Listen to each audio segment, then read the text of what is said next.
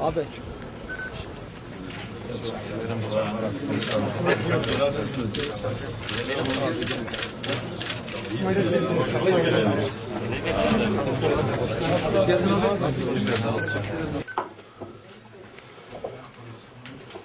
Evet. Hoş bulduk. Sağ olun. Nasılsınız? İyisiniz? Rahatsız olduğunuzu söylediler. Hastalık var mı? Bana idare. İdare. İdare. Yenge yok mu yenge? Amoj ne diyor? Amor ne? Bir tane. Abi çok içine tartışıyor. Neşli. Gel de bir geniş yapar.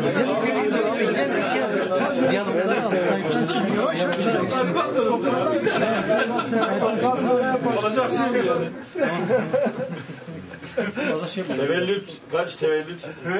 Ve sal bu ne çend? Sayıda çendin, doğru da çiğ. 1317. 1317 falan. 1317 bir tane fazla. Zede yak şimdi zede. Abi hacı. Durum bir tane daha getir. Çend jına diyor. 4 tane getirdim. Şimdi bire düşmüş. 4 tane getirmiş. 4 tane şu anda bire düşmüş. Bir tane var ya. Yolda. Ama ölmüş bir daha getirdim. Ölmüş bir daha Ha, o getirdim. şekilde. En büyükü budur.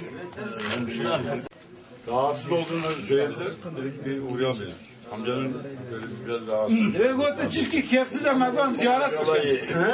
Bakan Bey diyor ki gotu çişki kefsiz ama ziyaret bakayım. Senin Bakan bakan. Urfa'ya geldim bereket geldi.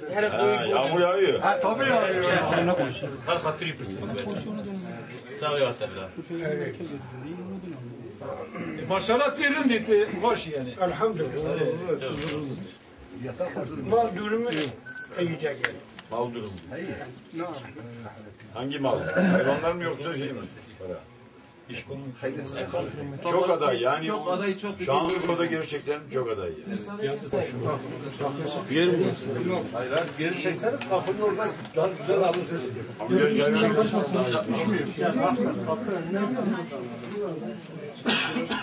Hayır zararlı mı?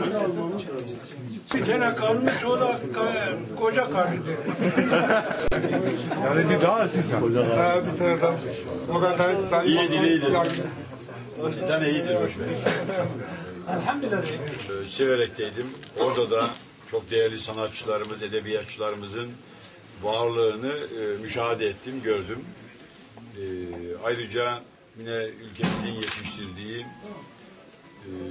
değerli bir sanatçı, önemli bir sanatçı, iyi bir ses, saz üstadı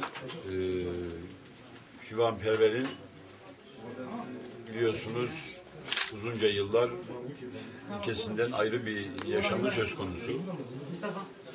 Milyonların da gönlünü kazanmış olan bu sanatçının ve benzer sanatçıların bu coğrafyadan neşet etmiş olan tüm değerlerin kendi ülkelerinde özgürce yaşamalarıyla ilgili biz iktidar olarak önemli düzenlemeler yaptık. Yasakçı anlayışları ortadan kaldırdık. Masa başında yan yana anlaşamayacağımız, konuşamayacağımız şey olmadığı inancı içerisindeyiz. Her şeyi konuşarak dertleştirecek, çözeceğimiz inancıyla çalışmalarımızı uzunca yıllardır sürdürüyoruz. Önemli mesafeler kat ettiğimiz inancı içerisindeyiz. Sağduyunun hakim olduğu inancı içerisindeyiz. Herkesin olaya barışçı bir yaklaşım, anlayışına sahip olduğu, inancına sahip olduğu ama bunun ortamının oluşmasıyla ilgili elden geleni yapılmasıydı. Biz yönetim olarak bunları sağladık ve hak ve özgürlükleri biz bir araç olarak görmüyoruz yani. Yunus amcaya sağlıklar diliyorum. İsteğini yerine getiremeyeceksin burada. İsteğiyle ilgili de tabii bu herhalde bir aile, bayağı bir kalabalık aile. 150-200 kişiden bahsediliyor. Onların arasına girip bu kadar özel bir konuyu benim konuşmam doğru olmaz. Tabii görev düşerse bizimle ilgili bir şey yok. Kendisinin kararıdır. Mühim olan dediğimiz gibi milyonların bu anlamda sanatsal etkinliği ve birikimi anlamında milyonların takdir ettiği bir sanatçının geliş ve gidişi konusunda yasakların kalkması yönetimin görevidir. Bunlar kalktıktan sonra diğer gelişmeler kişinin kendisiyle ilgili hadiselerdir. Umarım o ortam her alanda oluşur. Herkes bu sürece böyle katkı sağlar. Artık Şanlıurfa'da ve bölgemizde, Türkiye'de ne yatırımı yapalım ki işsizliği önleyelim, ne yatırımı yapalım ki sanat faaliyetlerimizi geliştirelim, nerede nasıl bir adım atalım ki insanların gönlü daha hoş olsun, kaynaşmamıza vesile olsun. Bunları konuştuğumuz, projeleri konuştuğumuz bir yoğunluğun daha fazla olduğu bir Türkiye arzusuyla inşallah herkes sürece katkı sağlayacaktır. Oğlu söylesin. Ana dilime Kürt'tür. Ama hem Türk evladı, Türk bayrak Türkiye'ler altından yaşıyorum. Benim evladım gitti. Bu kurmancı bir kurmancı. Benim evladım gitti. Ben isteyen evladım getirecek. Devlet Cumhuriyeti bayrağı altında yaşıyoruz. Dilimiz Kürt'tür ama biz Türkiye Cumhuriyeti'nde yaşıyoruz. Türkiye Cumhuriyeti vatandaşıyız. Çen salat 40'a yakın. dene diye. Bir sene 35 sene görmedim. 35 sene. Çok güzel ifade etti bu yaşına rağmen olaya ki bakışındaki şuuru bilinci gayet net.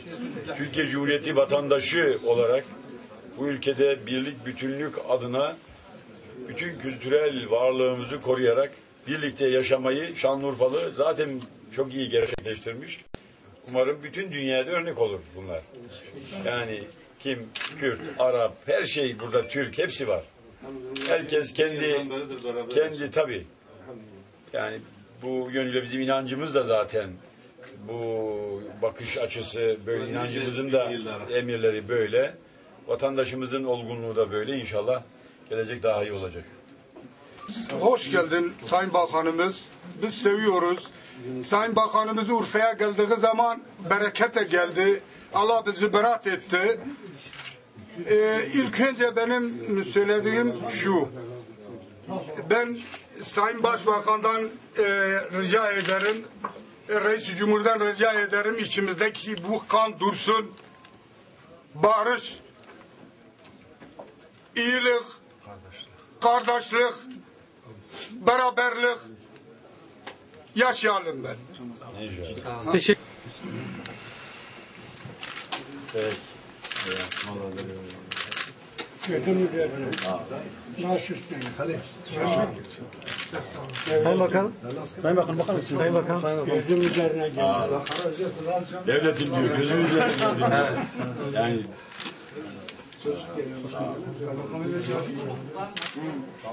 Teşekkür ederim.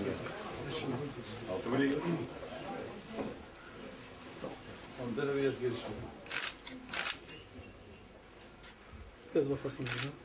Teşekkür ederiz. peki. Allah'a ısmarladık. Teşekkür ederim.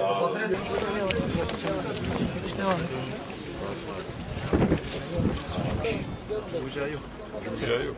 Aslında il olması lazım. Onu uyguluyorlar zaten ucu ucağı yok. Sayın Bakan.